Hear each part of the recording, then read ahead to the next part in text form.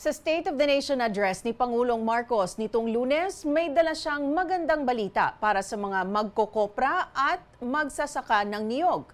Hihimayin natin yan sa Weekly Digit kasama si Business News anchor Lois Calderon. Lois?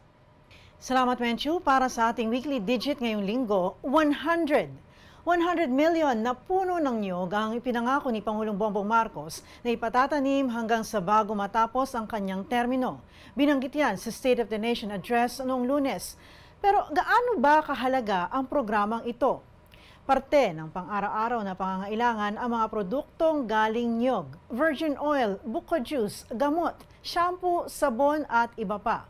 Top producer dati ang Pilipinas sa buong mundo at kung maisa sa katuparan ng plano, maaaring makamit muli itong titulo na napunta sa Indonesia. Malaki ang demand pero kulang ang supply. Nakausap natin ang asosasyon ng mga pabrika ng niyog.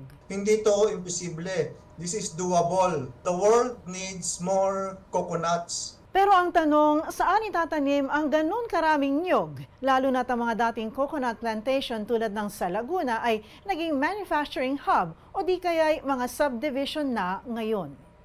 Ayon sa datos, may 300 milyong puno ng niyog sa 3.6 milyong ektaryang lupa sa Kapuluan. 60% of those would be senile already, and that is why we need to go to replanting. Kaya yung mga probinsya ng Quezon, Davao at iba pa sa Mindanao, inaasahang muling sisigla ang industriya ng niyog.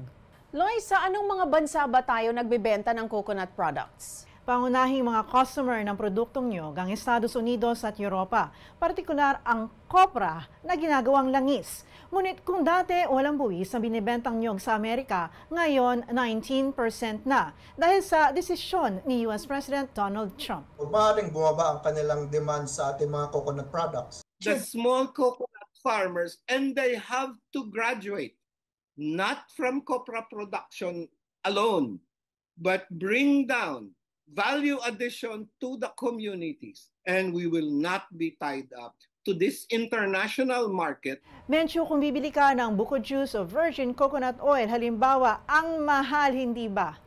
Inaasahan sa pagdami ng supply, bababa din ang presyo at ang mga Pilipino na mismo ang pangunahing tatangkilik sa produktong niyog.